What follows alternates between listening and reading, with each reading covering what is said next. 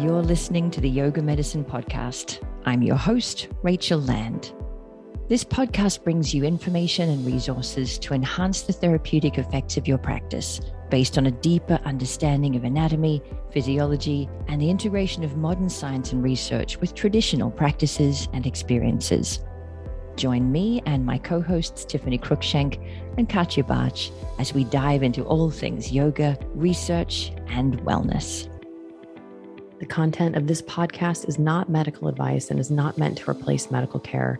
Please consult your healthcare provider to determine what is best for your unique healthcare needs. Hello, Yely. Welcome to the Yoga Medicine Podcast. Thank you so much for taking the time to talk to us today.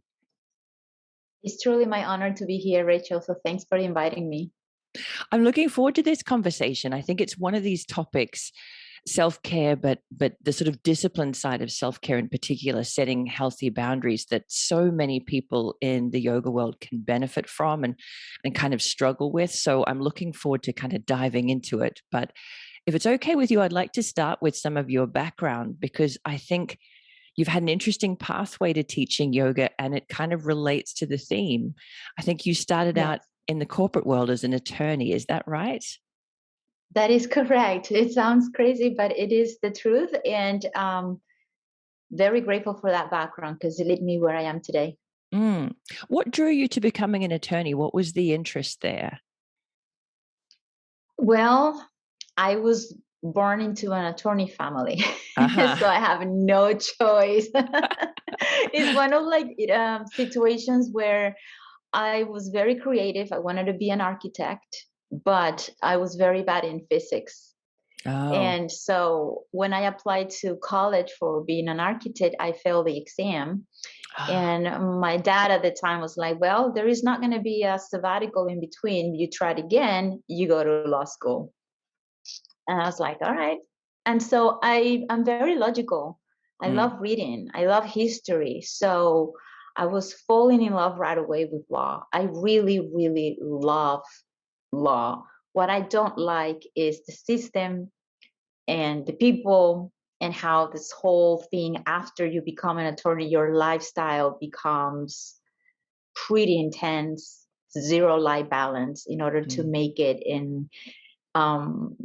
At the time I started to practice yoga, and so yoga was trying to pull me more into a life balance, alignment with what my actions and my thoughts, and it was a lot of disalignment in what I used to do and what I was practicing and discovering within me, that definitely I decided to unplug the law and be full more into this life balance mindset. And when did teaching come into the equation? Did you do that while you were still working as an attorney or after? I'm one of those late bloomers, I like to say. I practiced yoga for almost 11 years before I decided to become a yoga teacher. And so it was in the beginning of 2016, I think, that I did my 200 hours with yoga medicine. Oh, wow. That's great. I'm all for that. Pretty recent. Yeah. And I mean, I know everyone's got to take their own pathway there and things happen in the timing that just kind of works with your life. But I'm similar to you. I had a long period of practicing before I became a teacher. And I do think it sort of accelerates the whole process afterwards, because you're not also figuring out your own practice and what does it mean and how does it feel when, and then layering the teaching on top. You've got that side nailed, and there's just this sort of single step of finding ways to share it with other people. I completely agree with you. I think before being a teacher, we need to be a student, right? And so for me, practicing for 11 years, and I started before things were more accessible as they are right now. I started with DVDs, with Rodney Yee practicing DVDs. Back in the day. Back in the days. I needed to buy books because Google didn't exist where you search for stuff. So I did a lot of the heavy legwork on my own in the beginning, and that showed the interest and the passion and the curiosity that I have about the practice. And so yeah, I mean, it was I think it was a natural evolution organically for me to eventually lean into a yoga teacher training. And then you wound up owning and running your own studio. Is that right? That is correct. So this is where I like to share how amazing, if you believe in universe and law of attraction or alignment. When I was an attorney and I moved to United States, in order for me to practice law as a foreign attorney, I can only take the bar exam in California or New York. Oh, And those two interesting. states are the toughest bar exams ever, because they're trying to filter and they're trying to make sure that those who pass have the standards that they're looking for. Well, California is a 3-day exam and New York is a 2-day exam. So I went to New York because it's shorter days and my family's in the Eastern Coast. So I was hoping we can at least maintain a regular schedule to talk. Well, I tried to take the New York bar exam like 3 times in my life on a period of about maybe 5 years. A lot of time, a lot of money, a lot of heartbreaks every time I got the results and I didn't pass. And that really broke me into pieces every time I got the bar exam. Last time I took it was 20 points short. And I was like, that's it. 3 times enough. It's obviously that I'm hitting my head against the wall. Something is telling me I need to choose something else. And that's where I kind of decided, you know what? I'm just going to go into my yoga practice. At that time, I was so broken that I just really dived deeper into my yoga practice. And I just got this calling like, maybe you should go a yoga teacher training. And I did with yoga medicine. And I remember before I decided to do the yoga teacher training with yoga medicine, I already built my website. I already have my business card as a yoga teacher. Okay, that's crazy. So when I finished my yoga teacher training, at the time I was living in Silicon Valley. And when I got back from getting the diploma that you get at the end of your training, I did a Google search and I said, okay, I don't want to drive more than 3 miles from where I live. I want to see how many yoga studios are around. I remember I chose a few. I went there in person, introduced myself, leave the business cards I already have. And one of the persons that I went and visited, she's like, yeah, come over and have an audition and we'll love to have you. And the only 2 places that I went were the places that hired me, and I was happy with it.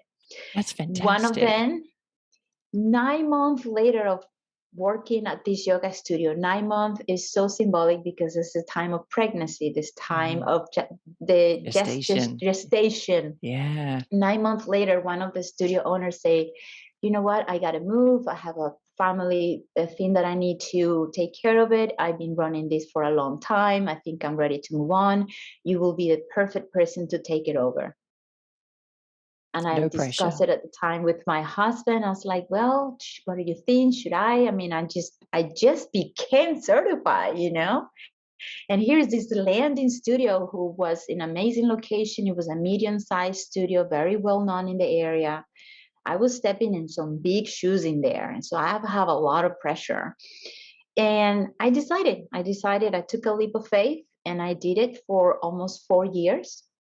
And looking back, I was like, man, how easy. As soon as I get certified, I just got the opportunity to run my yoga studio, and things has been, I mean, I put the work, but things has been more smoothly in this path that I have chosen rather than banging my head on the law field where it felt like a constant struggle.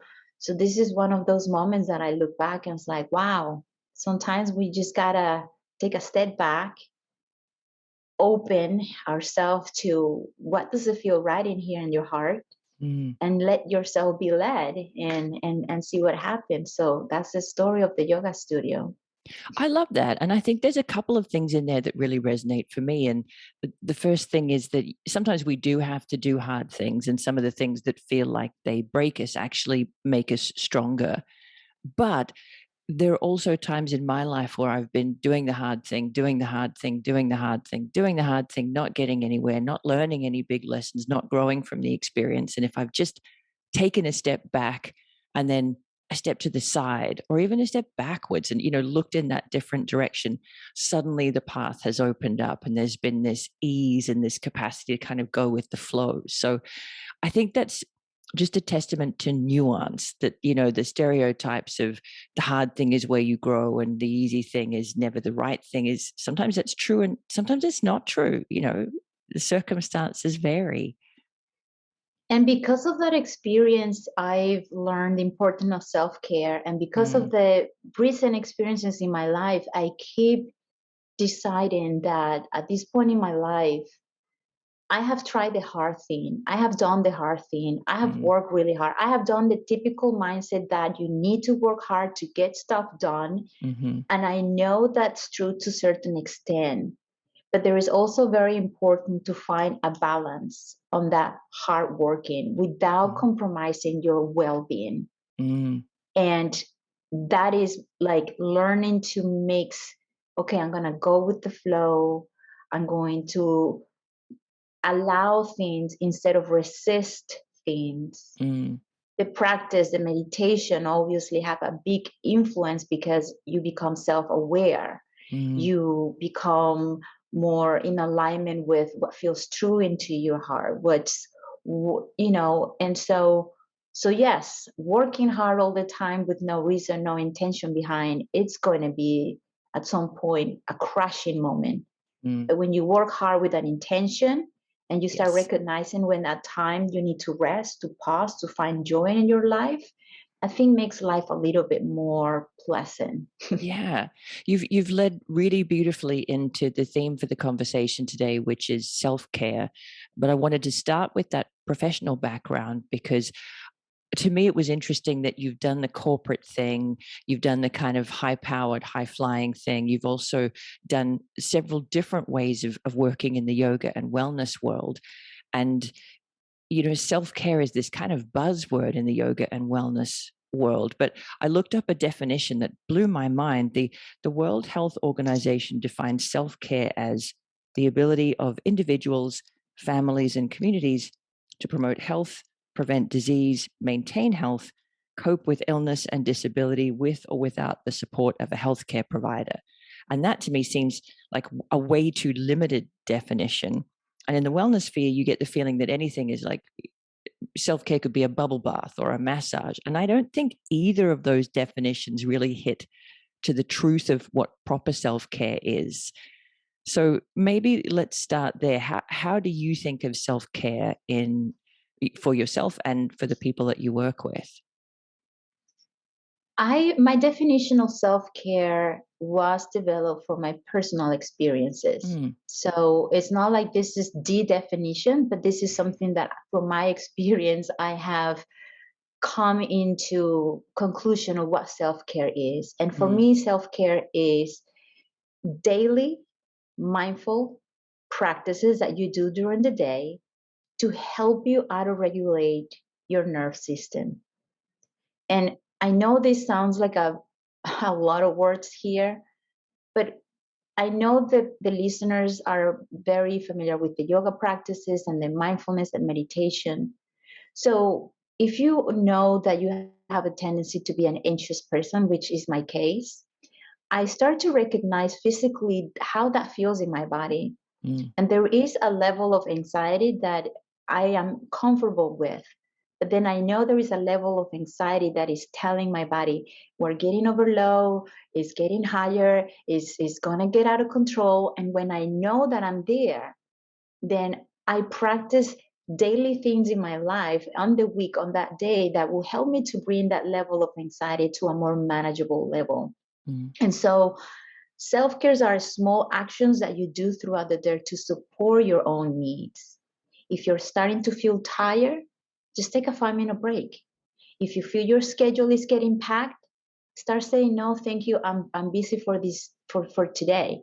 It's about prioritizing what you need, and making this is actually helping you to sustain a lifestyle that will prevent you from burnouts and crashing. Because in my personal experience, I was going 100 miles per hour and then I crash. And so every time I crash, I was like, why am I so sick? And when you're sick, what is it that you do? You got to self-care, right? You start taking care of yourself. And I was like, there has to be a way of living where I don't need to wait to the crashing to start taking care of myself. And then a light bulb, obviously, now it's like, what if I do this every day so I don't crash? That's self-care. I mean, it right? sounds so obvious, and yet I'm sure everybody listening can relate to that whole waiting until we hit rock bottom before we go, oh my God, things have to change. Things can't stay the way they are. And I also think anyone listening who's familiar with yoga has already heard lots of tools and techniques that stem from yoga. The first one being that mindfulness of how do I actually feel? What am I noticing in my body? What am I noticing in my mind? What does that tell me about my internal state? And then choosing the tools that can change that internal state, whether that's movement or breathing or meditation, or just getting up and taking a break, or as you said, starting to set some boundaries, starting to say no to some things, to push back on things that are encroaching on your capacity. So that to me is really interesting, that we have all of these tools that we can draw from yoga and mindfulness practices, and yet there are lots of yoga teachers, yoga studio owners, yoga students who still crash and burn, who still have burnout.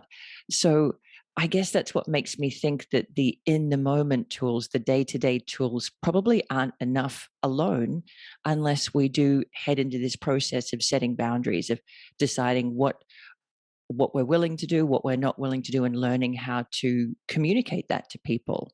So that's why I think it's really important to head into this kind of longer term, not just the tools that we can use in the moment, but ways of creating a life that's a little bit more sustainable. And with anything, I think it's important to understand, why am I doing this, and have the right mindset. One of the challenges that I see when I coach some students with this self-care and mindfulness lifestyle is the lack of self-worth, the guilt or the shame for taking space and time for themselves. And I think mainly in women, and mainly with yoga teachers, there is most of the time this sensation like, well, I don't have time for myself. It's okay, and prioritize everyone else, or mothers, or we women have the tendency to care so much for others. And so I work with the mindset of, you also deserve your own time and your own care. And the more you take care of yourself, the more you are in the best state you can be to continue giving the best you can do or be with anyone around you. It's not selfishness. It's not indulgence. It is your birthright to treat you as a human, to treat you with kindness and compassion to yourself. So it's a little bit of the mindset of, I think self-care is intrinsically connected with self-love. And self-love is such a harsh and important and hard and complex and challenging for some people, because we all have different childhood experiences where we might not feel enough, where we continue to seek external validation.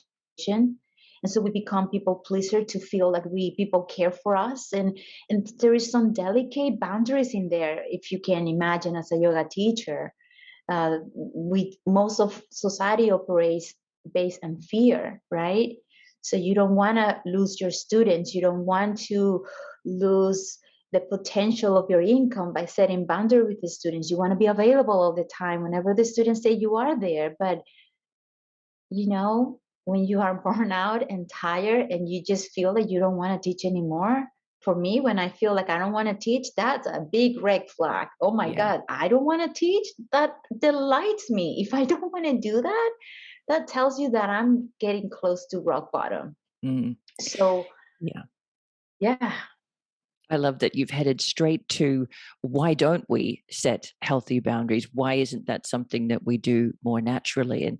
And I think you've pulled out all of the reasons that I can think of not wanting to be difficult, not wanting to cause a problem, fear of damaging the relationship, or fear of losing income if we're reliant on saying yes to work to pay our bills and to pay our mortgage. Yeah, it can be difficult to see that in the long term it's actually better for everybody if we all know where we stand. And that whole not being able to give from an empty cup, or putting your own oxygen mask on before helping other people. We know the stereotypes, and yet somehow for a lot of us, it's hard to do. It's kind of hard to know that if we don't put ourselves first, we won't be able to keep helping other people.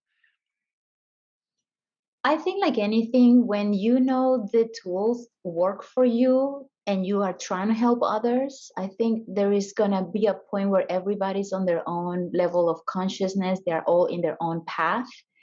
And I don't like to say this, but I think people have to come into a point where they find themselves in a place where they say enough is enough. Yeah. I can't continue living this life like this. I can't continue putting my health last. I'm sick and tired of being sick. I'm sick and tired of feeling like this. People need to get to a point where they are desperate looking for a solution. And that's where the mindset shift. If you're not there yet, you can be listening to this podcast. You can be like, yeah, I know that. I know that. And you will continue. You will continue until you have that breakthrough. I think that's with everything. I mean, how many people we probably would love to be teaching yoga, and they're like, yeah, I know yoga is good, and something has until to they happen fail in the their exam life. 3 times, Yeah. and they go, yeah. No, 100%. I mean, we just talked about this a moment ago, didn't it? Why do we have to hit rock bottom? But so often we do have to hit rock bottom before we go, okay, what I've been doing has not been working. It's time to do something different. I've got to change the way I approach this. I've got to start taking better care of myself. And you're right. It would be lovely if that wasn't the case, but it is.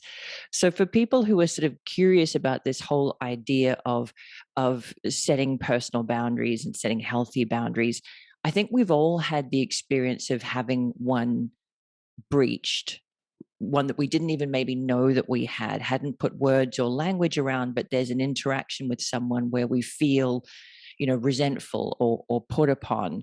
And to me, that's a really interesting place to start.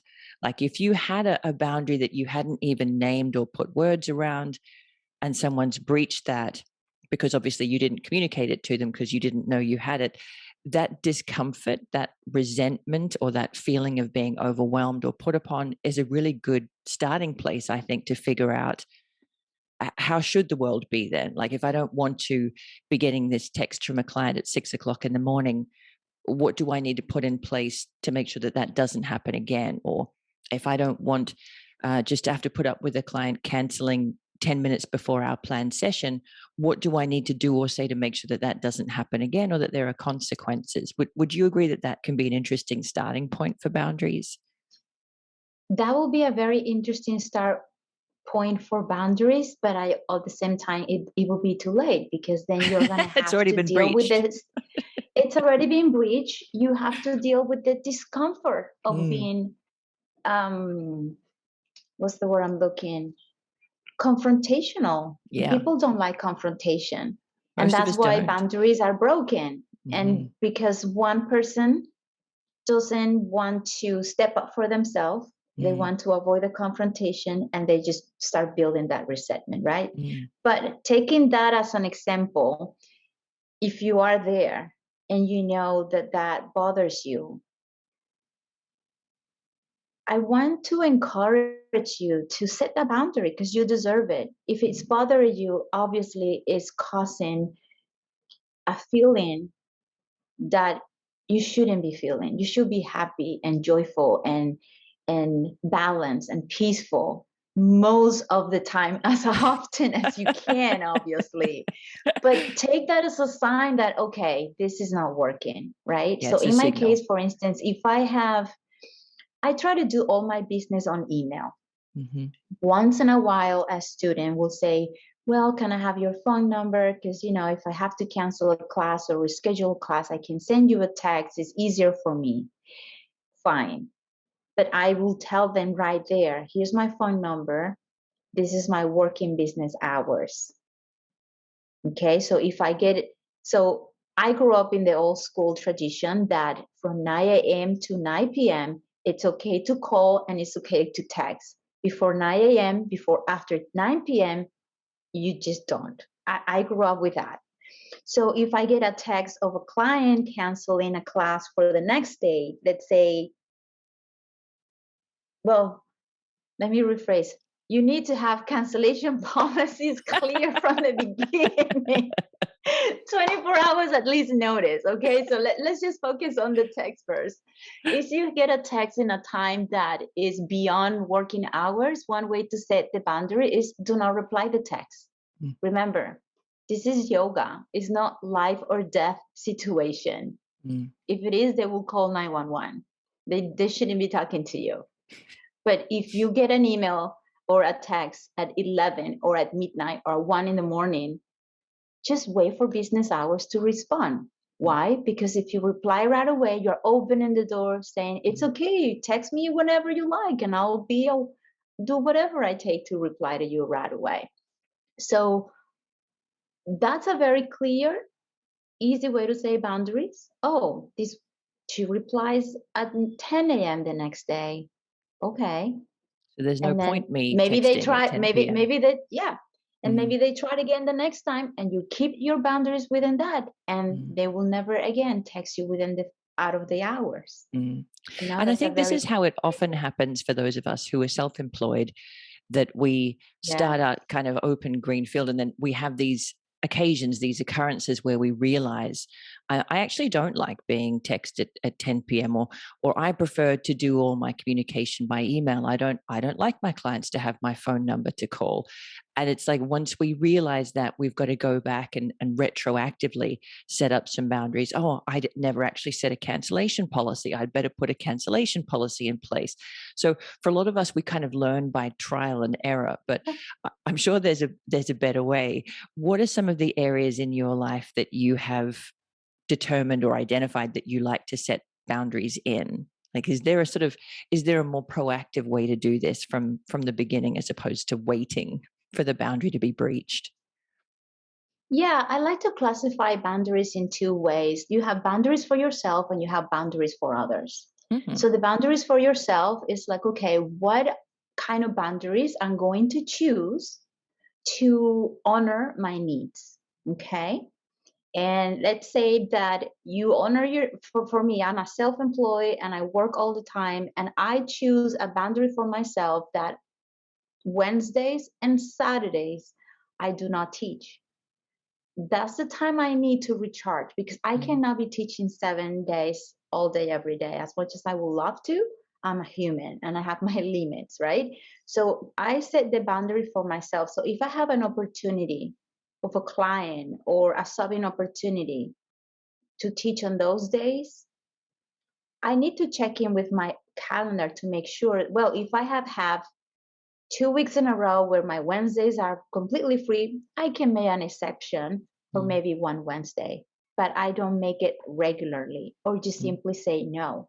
Okay, so those are my personal boundaries. I don't take phone calls. I don't even do emails. Like, I'm completely off because I need to recharge. Now, when you say the boundaries for others, is that when you say, okay, this is my schedule from here, from this hour to this hour, I can teach as many classes as I like. I try to put all my classes back to back to back to back to back, so I don't have to be waiting all day for the next class. That's a boundaries you can say with others and with yourself. It's just little things that you choose to do to nourish your needs, to make your life more comfortable. And I think boundaries at the end of the day is setting rules around you that whatever you decide to do, you feel in alignment with what you're doing. If it doesn't feel right, then maybe a boundary needs to be set so you can feel good. I think we normalize so much feeling uncomfortable and feeling off and feeling not so good, that's where it gets in that gray, weird area. Do I need a boundary? Is this self-care? Like, it's all a part of the self-awareness. And so by setting boundaries for yourself, setting boundaries with others, it's going to create a little bit more of space for you to recognize the time where things needs to get done, and those who support you and respect the boundaries are going to work with you, and your life is going to be more cohesive, more harmoniously. And anyone who gives you just a tiny bit of a hard time for it, just, without explaining too much, you can say, listen, this is what works for me, and let me know if that works for you. If it doesn't, then I'll be happy to recommend someone else. I'll be happy to this and that. I mean, I don't take anything personal. At this point, everybody, it's in their own little head, in their own little world. And if I don't teach a class on a Monday at 10 p.m., I'm sorry, I just don't do that. But I can recommend someone else to do it. Because my sleep time is important. Yeah. Because I might have an early class on Tuesday, so it's part of like saying no, saying yes, just kind of figure out what works for you. I love that. There's a couple of things in there that I think are really important to draw out. And the first one is that you've really got to know yourself to set your boundaries. I can't tell people what are the correct boundaries to set. You can't tell, maybe Wednesdays off doesn't work for me. The whole point is that it's very individual. We've all got to figure out what we need to be moving through our lives in a way that feels in alignment with our goals and where we have that sense of enjoyment and self-agency. So that's the first big thing is this whole process requires a lot of self-awareness and self-knowledge. The second one is that even when you've set a boundary, for you, it's not black and white. It's just like a checkpoint that makes you go, okay, normally I would say no. My default answer to that request is no, but it's not an automatic no. Maybe I have a look back at my schedule. I've had a couple of lighter weeks. I've got the energy. This time I can say yes. So it doesn't have to tie you up or bind you. It just slows the process down so that instead of you automatically kind of galloping into doing what other people want you to do, you have that internal slowdown. Let me check my schedule. Actually, this time that's okay.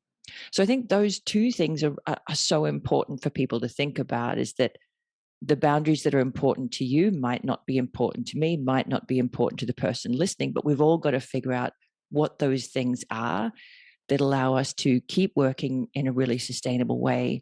And then we don't have to feel like we're a prisoner to them. The point is that they're there to generate more of that self-inquiry. How does it feel this time? Am I okay with it this time?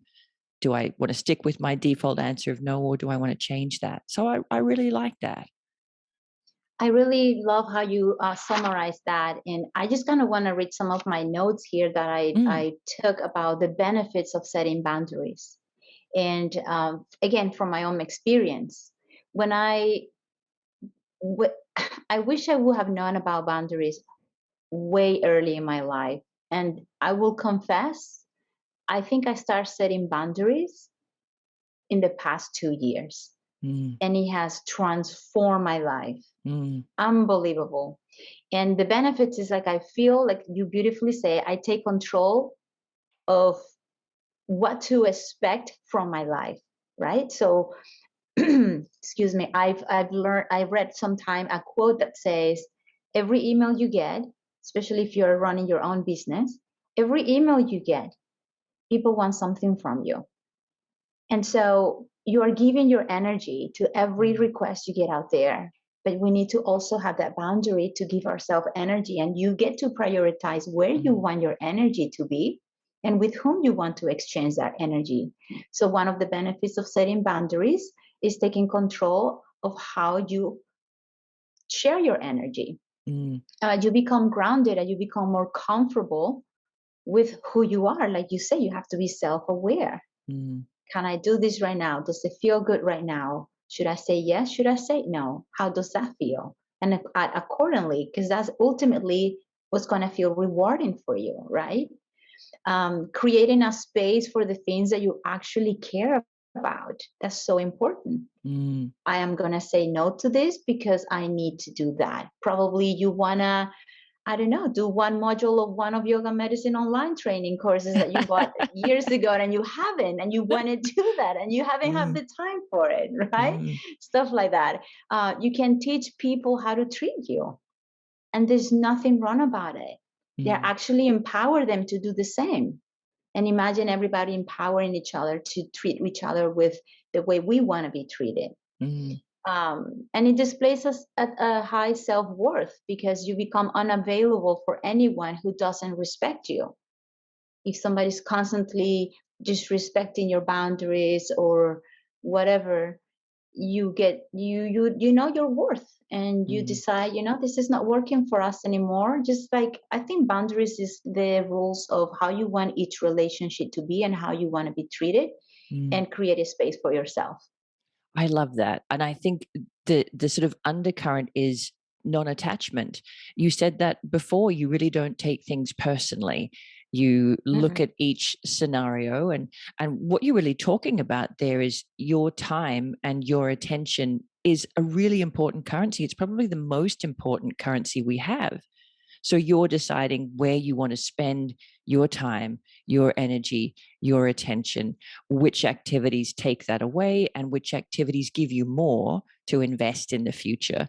And when you look at it through that lens, it's maybe a little bit easier not to take things personally, and to be happy to say, I can recommend somebody else who'd be happy to do that work for you, or I can connect you with other people that you can talk to about that problem, and not to kind of let that get in under your skin and then feel like you've got to apologize and explain, and it's only because, and it's really important that but just to be kind of clear and calm and spacious around those boundaries. There is a sense of freedom, not to having to explain why you're making the decisions and the choices that you make. It just gives you so much freedom, because everybody's in their own way. And not everybody's going to agree with your mindset. Not everybody's going to agree with your decisions. And having to explain your decisions and your reasons why you're setting boundaries, or why you're choosing this schedule, why are you doing self-care, it's draining. And people sometimes are not going to agree. They might not understand, because this is such a personal practice. Yeah. It's so personal. And so if you're coming from a place of grounded self-awareness, self-knowledge, self-love, self-compassion, and you treat everybody with that, and you meet people where they are, I don't know, life just becomes so much easier. You really flow. You really go with the flow. You really do. You really do. Oh, that sounds lovely. I like it. And I think you're right, because when we are kind of backpedaling and apologizing and explaining, we're sending such clear signals there that I'm not quite sure about this boundary. I don't feel that I deserve it. I'm not comfortable with it. And that in itself says different things to the person that we're communicating with than the words do. And that sort of discomfort eats away, it sort of erodes the strength of the boundaries. So you really do have to be, this is something I've thought about a lot. I've tested it. It works for me. I don't need to explain it. I'm not available on Wednesday. It's that simple, but I can connect you to somebody who might be. Yeah. It takes a lot of the stress off from both people, from you having to kind of backpedal and explain, and from the other person going, well, they said they're not available Wednesday, but they don't seem sure about it, or they don't seem comfortable about it. Maybe if I and they might encourage them a little continue bit to more. try it. And they try and they try it again, and you're like, I told you I'm not working on Wednesday, but because you are sending mixed signals, And I wanted to clarify that taking time off on Wednesday, I mean, we're using me as an example, not literally, but taking time for yourself is not taking the opportunities away from you to make your end means, or to bring more income into your life. I think it's for me has been an incredible way to tap more into my creativity. I'm more effective and more productive when I am doing the work, because I'm more clear in what I want. My inspiration just continues to just surprise me. I have an idea, I go to my computer, I fully devoted to it in my Zen, and next thing you know, 10 minutes have passed and the project is done. So you're not, by taking time for yourself, you're not taking anything else off the plate. If anything, you're adding more. And more opportunities are coming to you, because you're working now from a place that is less resistance, more allowance, more love. And I've been very fortunate lately in my inbox. I have a few amazing opportunities landing that it tells you that you don't have to work so hard for things to make it happen. You do the work, you stay consistent, take care of your well-being, and trust that your work is going to flourish into something. And I think it's that fear that if we don't continue putting ourselves there, we're going to miss something. And so it's that I feel like we're going back into circle. It's that mindset of learning to prioritize and taking care of yourself, knowing that everything else will be eventually taking care of themselves too. I agree. And I think the key is that whatever boundaries we're setting around our time and our schedule, we can invest that freed up time in whatever makes the most sense to us. So maybe for somebody listening, that's their family or their church, or maybe it's getting outside and sports.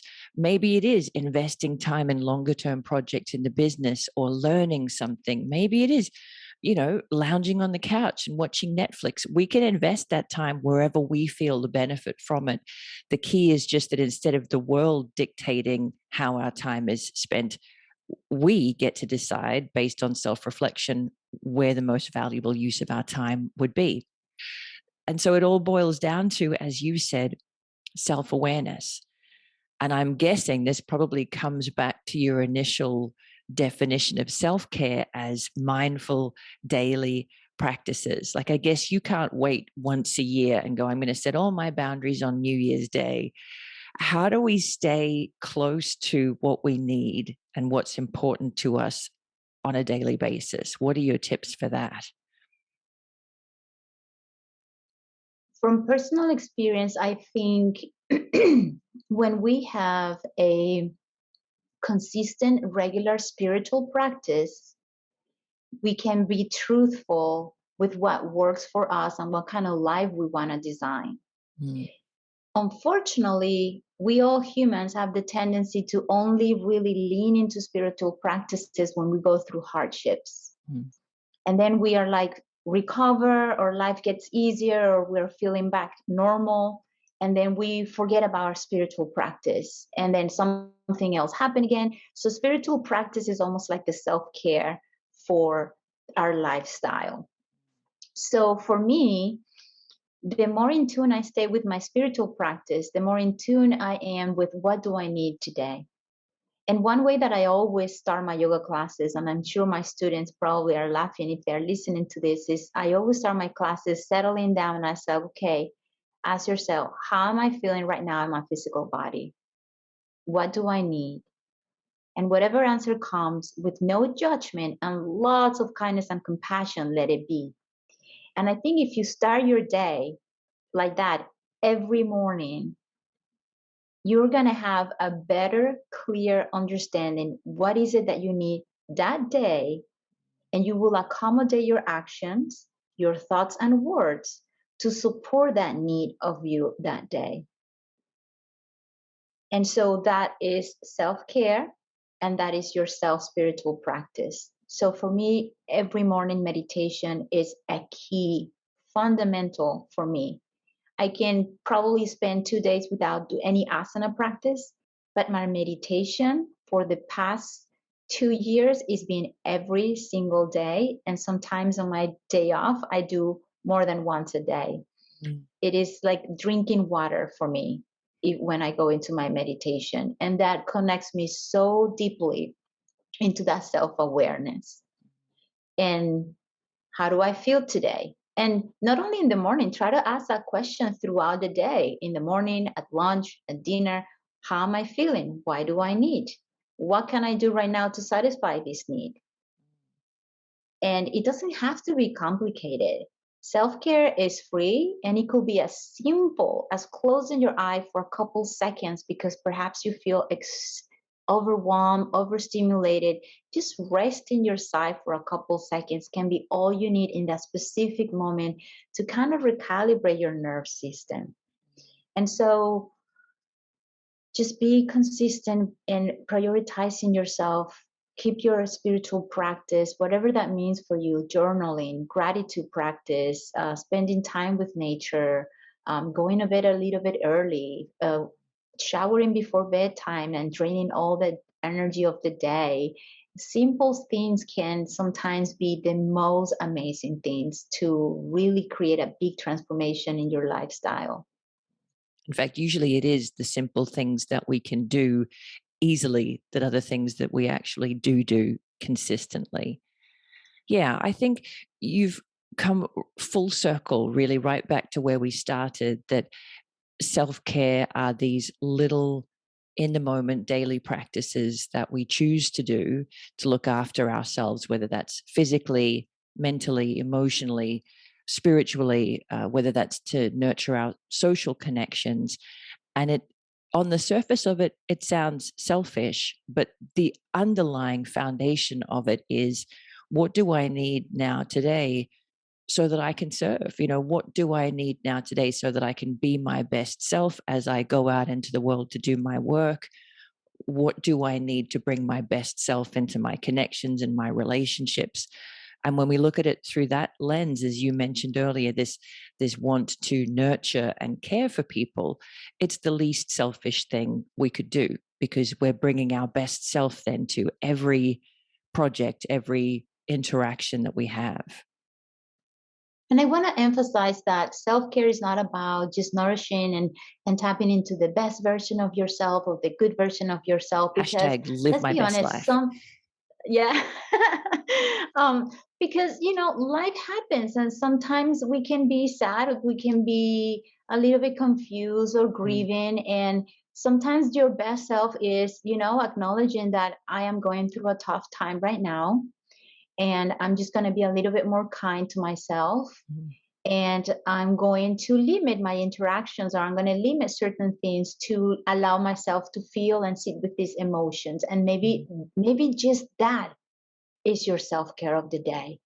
And when you practice more self-care, you are allowing yourself to interact with others more authentically, more humanly, more vulnerably. And that empowers everyone you touch that day, because you're not embracing this toxic positivity that sometimes in the well-being industry is so damaging. I unfortunately have been grieving a few losses in my life, and I I was kind of like lost in trying to connect with others who were also going through that deep suffering and the grieving aspects of life. And I decided in my self-care at that point, like nothing was working. And I realizing that certain self-care practices were not working with me at that moment that used to work before was part of my self-care practice. I, I shy away from yoga. Meditation wasn't helping. Like everything that I've been so devoted did not help me in my toughest moment. And that was my self-care, realizing that and making space for myself to notice that and back up again and say, okay, maybe I just need to sit with this and for however long, with all the kindness I can, and see what happened. And that is a self-care. And so don't go there thinking that something's wrong with you right now and you need to find your best version. No, it's pretty much like honoring where you at, embracing where you at, empower where you at, and show that to whoever you interact with in a professional way, in a kind way, and people will resonate with you. When I was teaching classes while grieving, I was clear. I sent an email to my community. I just have these losses, and I'm gonna dedicate the next month into yoga for grieving. And I got so many responses back. And I say, if you're tired of this, be patient, because next month we're going back to track, but I will continue every now and then sharing some grieving classes. And so I was not getting too personal. I had that boundary there, but I was communicating from a place of authenticity that allows others to do the same. Because when I get those emails back from people, I also feel like this, I also have that, and I open the door to be human. And that's where I say that when you embrace self-care, you're embracing self-authenticity and you're empowering others to do the same. And that's just such a beautiful ripple effect. So glad that you brought that up. And there's a few things in there that I really want to underline. The first one being that when you have that mindfulness check in practice of how do I feel, what do I need, maybe the answer is I feel sad or I feel scared.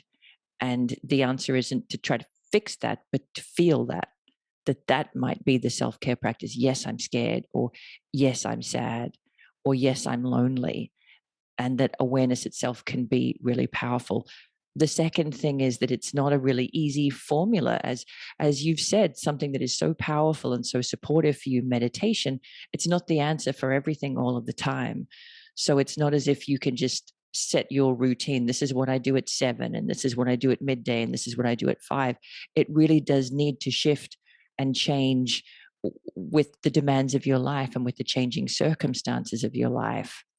And then the last thing that I really wanted to underline from that is that we could see boundaries as fences or divisions between us. But the reality is, when we have healthy boundaries that we really understand and that we're comfortable with, they actually connect us to other people in a much more profound and much more authentic way.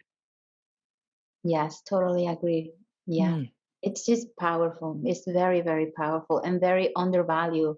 And mm, I'm glad it's becoming more popular. I'm glad we're having this podcast. And I really hope those who are listening, they feel empowered to explore what means for them. How mm. can they customize them, personalize them, and given the space that is going to change every day and is going to change based on your life experiences and phases in life. Mm. But just like oxygen is always there for you, and you can manipulate it as you feel that it's for your best. And maybe you'll have the experience that I've had where some of your best boundaries come out of trial and error. You kind of figure something out Yes. belatedly and then you've got to backtrack a little bit.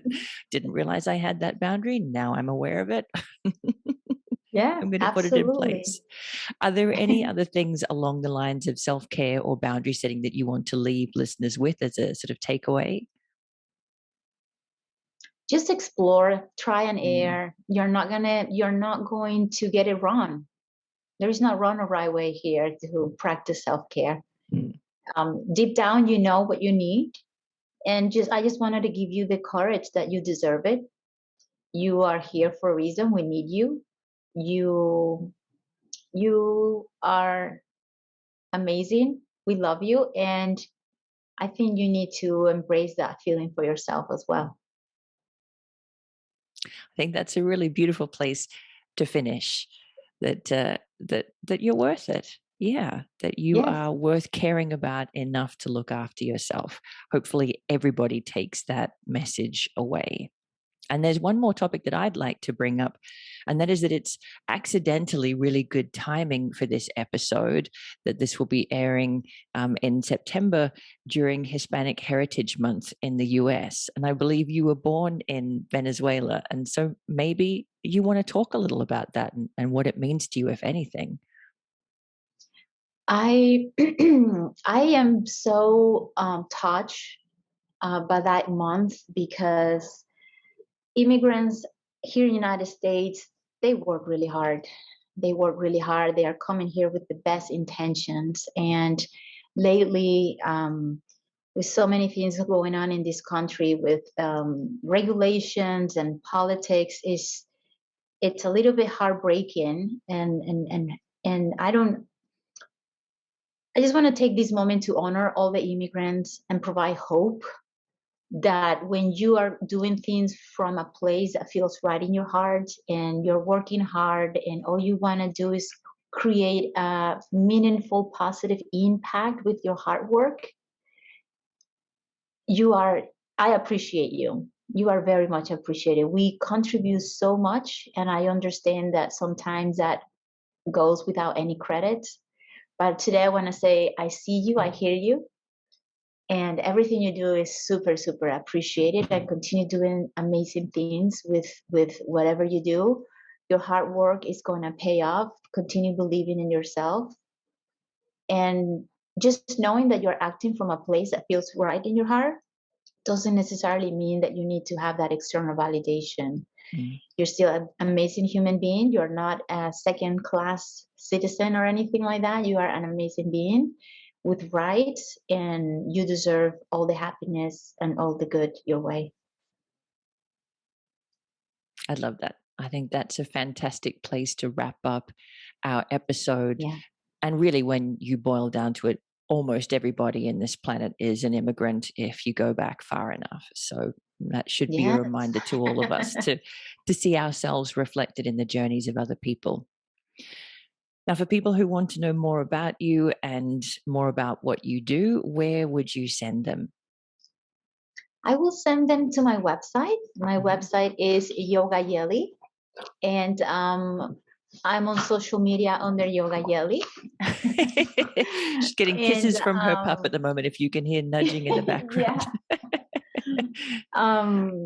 So yeah, Yoga Yely. And I do actually have a self-care toolkit for free there on my website. You're welcome to have that. And you can send me an email. I'm always reachable and open and willing to help and assist and support in any way I can. And infinite gratitude for having me today. It's been truly an honor to be part of this community. And I'm so grateful for all the knowledge that I have learned and continue with all the amazing teachers that makes this community. Thank you so much, Yely. We will link to your website in the show notes for those who are interested. Thank you so much for your time and for sharing the benefit of your experience with everybody listening. Thank you.